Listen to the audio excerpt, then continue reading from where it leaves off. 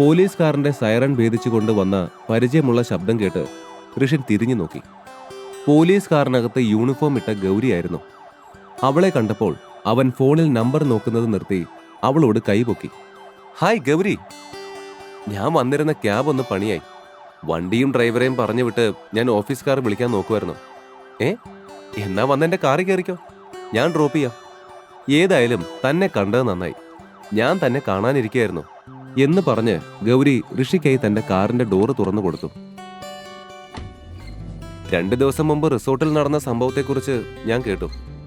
നിങ്ങളും അവിടെ ഉണ്ടായിരുന്നുവെന്ന് എനിക്കറിയാം. നിയമമനുസരിച്ച് ഈ സമയം പോലീസ് സ്റ്റേഷനിൽ നീ ഹാജരാകേണ്ടതാണ്. കാർ മുൻപിലേക്ക് നീങ്ങിയതും അവൾ പറഞ്ഞു, hey, it's not a big deal. അല്ല, താനിപ്പോ ഈ ടൗണിലെ സ്റ്റേഷനിലാണോ വർക്ക് ചെയ്യുന്നത്? അവൻ അവളോട് ചോദിച്ചതിന് അവൾ മറുപടിയൊന്നും പറഞ്ഞില്ല. അവൾ ഡ്രൈവ് ചെയ്തു കൊണ്ടിരുന്നു. അല്ല, അപ്പോ നമ്മളിപ്പോ പോലീസ് സ്റ്റേഷനിലേക്കാണോ പോകുന്നേ? അവൻ സംശയത്തോടെ ചോദിച്ചു. നിന്നെ പോലീസ് സ്റ്റേഷനിൽ കൊണ്ടുപോയി ഞങ്ങൾ എന്താ ചെയ്യാന്ന് നിനക്ക് നന്നായി അറിയാലോ എന്നും പറഞ്ഞ് ഗൗരി ചിരിച്ചു. താനെന്താ ഇങ്ങനെ ചിരിക്കുന്നേ? ഋഷിൻ സംശയത്തോടെ ചോദിച്ചു.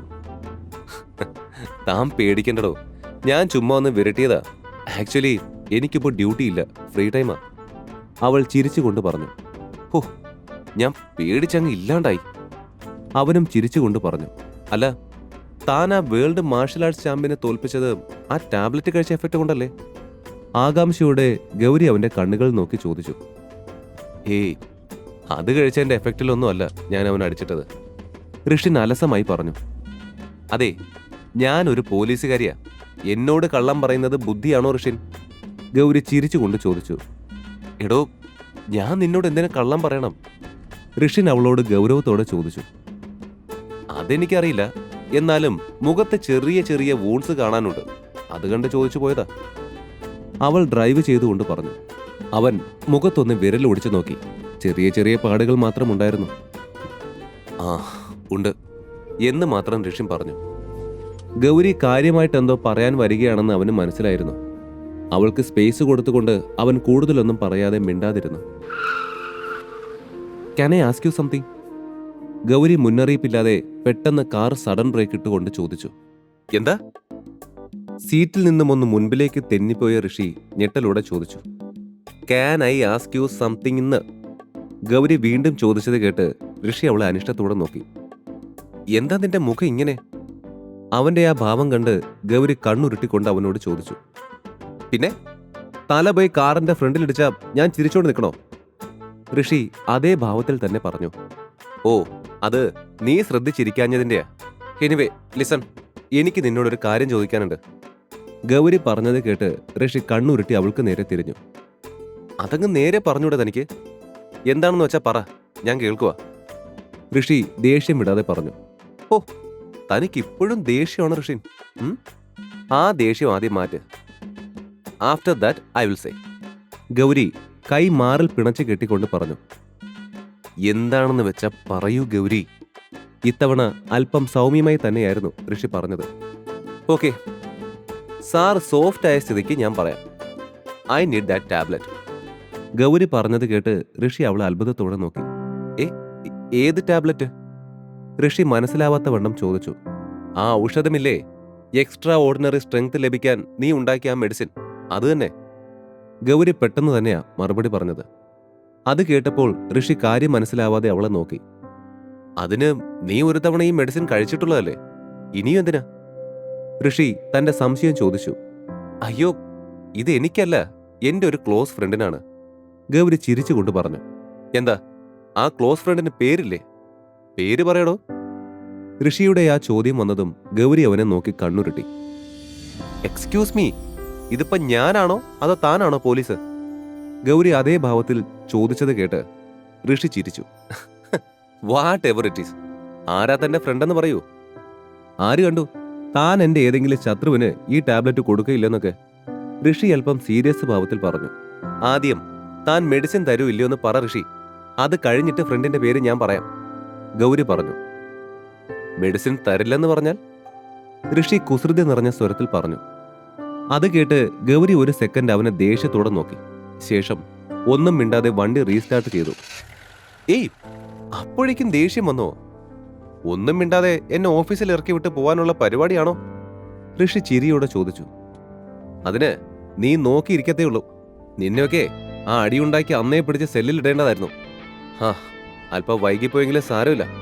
ഇന്ന് തന്നെ ഐശ്വര്യമായി മോൻ അഴി എണ്ണി തുടങ്ങിക്കോ. ഗൗരി പറഞ്ഞത് കേട്ട് ഋഷിയുടെ കണ്ണു തള്ളി.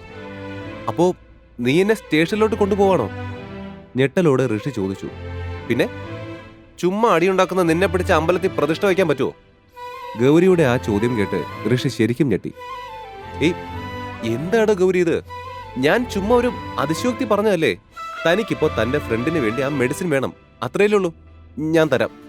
അല്ലെങ്കിൽ തന്നെ താൻ ചോദിച്ചിട്ട് ഞാൻ വല്ലതും തരാണ്ടിരിക്കുവോ? ഋഷി ആ പറഞ്ഞത് കേട്ട് ഗൗരി അവനെ നോക്കിയൊന്ന് ചിരിച്ചു. ആ, അപ്പൊ പേടിയുണ്ട്. ഗൗരി അതേ ചിരിയോടെ പറഞ്ഞു. അപ്പൊ പേടിയോ? എനിക്കോ? ഞാനെന്തിനു പേടിക്കണം? ഞാൻ മെഡിസിൻ തരാമെന്ന് പറഞ്ഞത് താൻ എന്റെ ഫ്രണ്ടല്ലേ എന്ന് ഓർത്താണ്. ഋഷി വലിയ കാര്യത്തിൽ പറഞ്ഞത് കേട്ട് ഗൗരി ഒന്ന് ചിരിച്ചു. എനിവേ, ഫ്രണ്ട് എന്നുള്ളത് ഓക്കെ. ബട്ട് ഒരു കാര്യം, ഈ മെഡിസിൻ വൻ എക്സ്പെൻസീവ് ആണ്. നിന്റെ ഫ്രണ്ടിന് ഏൺ ചെയ്യാൻ പറ്റുമെങ്കിൽ ലെറ്റ് ഹിം ഏൺ. ഋഷി പറഞ്ഞത് കേട്ട് ഗൗരി തലയാട്ടി. ഓ, അതൊക്കെ ഏൺ ചെയ്തോളാം. എത്രയാ റേറ്റ്?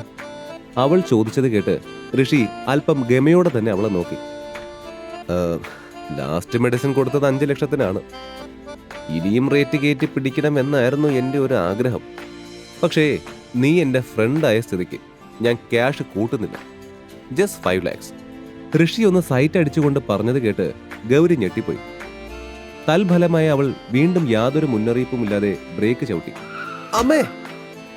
നേരത്തെ സംഭവിച്ച പോലെ മുൻപിലേക്ക് ആഞ്ഞുപോയ ഋഷി അറിയാതെ വിളിച്ചുപോയി. എന്റെ പൊന്ന് ഗൗരി, നിനക്ക് ഈ ബ്രേക്ക് ഇട്ട് മനുഷ്യനെ കൊല്ലാമെന്ന് വല്ല ഉദ്ദേശമുണ്ടോ? എനിക്ക് അറിയാൻ പാടില്ലാത്തോണ്ട് ചോദിക്കുക. ഋഷിയുടെ ചോദ്യം കേട്ട് ഗൗരി കണ്ണുരുട്ടി.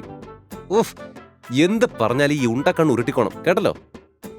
നിന്റെ ഈ കാറിന്റെ ഫ്രണ്ടിലിടിച്ച് മുറിയാനാ എന്റെ തലയുടെ വിധിയെന്ന് തോന്നുന്നു. ഋഷി തന്റെ നെറ്റിയിൽ ഉഴിഞ്ഞുകൊണ്ട് പറഞ്ഞു. അവൻ ആ പറഞ്ഞു തീരും മുൻപേ യാതൊരു മുന്നറിയിപ്പും ഇല്ലാതെ ഗൗരി പെട്ടെന്ന് കാറ് മുൻപിലേക്ക് എടുത്തു. എന്തുവാ ഇത്? പെട്ടെന്ന് ഞെട്ടിപ്പോയ ഋഷി ചോദിച്ചു. അത് കേട്ടെങ്കിലും ഗൗരി കേൾക്കാത്ത മട്ടിൽ തന്നെ ഡ്രൈവ് ചെയ്തുകൊണ്ടിരുന്നു. 5 ലക്ഷമല്ല, നിന്നെ 5 വർഷത്തേക്ക് പൂട്ടാനുള്ള വകുപ്പ് ഞാൻ ശരിയാക്കി തരാം. ഡ്രൈവ് ചെയ്തതിനിടെ ഗൗരി പിറുപിറുത്തു. What you mean? കാര്യം കറക്റ്റായി കേട്ട ഋഷി സംശയത്തോടെ ചോദിച്ചു. നിന്നെ കസ്റ്റഡിയിൽ കൊണ്ടുപോകാൻ പോവാണെന്ന് ഗൗരി അല്പം ദേഷ്യം കലർന്ന സ്വരത്തിൽ പറഞ്ഞു. Here we go again. എന്റെ പൊന്ന് ഗൗരി, നീ ഇങ്ങനെ ബ്ലാക്ക്മെയിൽ ചെയ്ത് ഉപദ്രവിക്കാനാണോ എനിക്ക് ലിഫ്റ്റ് തന്നത്? ആ? ഋഷി കുറുമ്പോടെ ചോദിച്ചത് കേട്ടെങ്കിലും ഗൗരി മറുപടി ഒന്നും പറഞ്ഞില്ല. ഫൈൻ, നീ ആയതുകൊണ്ടൊരു 25% ഓഫ് തരാം. ഋഷി പറഞ്ഞത് കേട്ട് ഗൗരി കാറിന്റെ സ്പീഡ് അല്പം കൂട്ടി. ഫൈൻ ഫൈൻ, നിനക്ക് ഫ്രീ ആയിട്ട് തരാം. No money needed, complete free. Rishi ഉറക്കെ പറഞ്ഞത് കേട്ട് ഗൗരി പതിയെ കാറിന്റെ സ്പീഡ് കുറച്ചു. ഉറപ്പാണല്ലോ അല്ലേ? ഗൗരി സംശയത്തോടെ ചോദിച്ചു. ആ, ഉറപ്പ്. ഇനി മാഡം എന്നെ ഓഫീസിലോട്ടൊന്ന് വിടാവോ? ഋഷി സൈകെട്ട് പറഞ്ഞു. Not yet. ഞാൻ പറഞ്ഞ ഫ്രണ്ടിനെ മീറ്റ് ചെയ്തിട്ട് തന്നെ ഞാൻ ഓഫീസിൽ ഡ്രോപ്പ് ചെയ്തോളാം. ഗൗരി ചിരിയോടെ പറഞ്ഞത് കേട്ട് ഋഷി അവളെ സംശയത്തോടെ നോക്കി. മെഡിസിൻ ഞാൻ നിന്റെ കൈവശം തന്ന നിന്റെ ആ ഫ്രണ്ടിന്റെ കയ്യിൽ നിനക്ക് തന്നെ പോയി കൊടുത്താ പോരെ? എന്നെ വിട് മാഷേ. ഗൗരിയോടായി ഋഷി പറഞ്ഞു. നോ, ആ മെഡിസിന്റെ ഒറിജിനൽ ഉടമസ്ഥൻ നീയല്ലേ, സോ നീ വേണം. ഗൗരി ചിരിയോടെ പറഞ്ഞു. ഋഷി മറുപടി ഒന്നും പറയാതെ അവളുടെ കൂടെ ചെന്നു. അല്പനേരത്തെ ഡ്രൈവിനൊടുവിൽ ആ കാർ ചെന്ന് നിന്നത് ഒരു ആഡംബര ഹോട്ടലിന്റെ മുൻപിലായിരുന്നു. ഇത് ലക്ഷ്മണന്റെ ഹോട്ടലല്ലേ?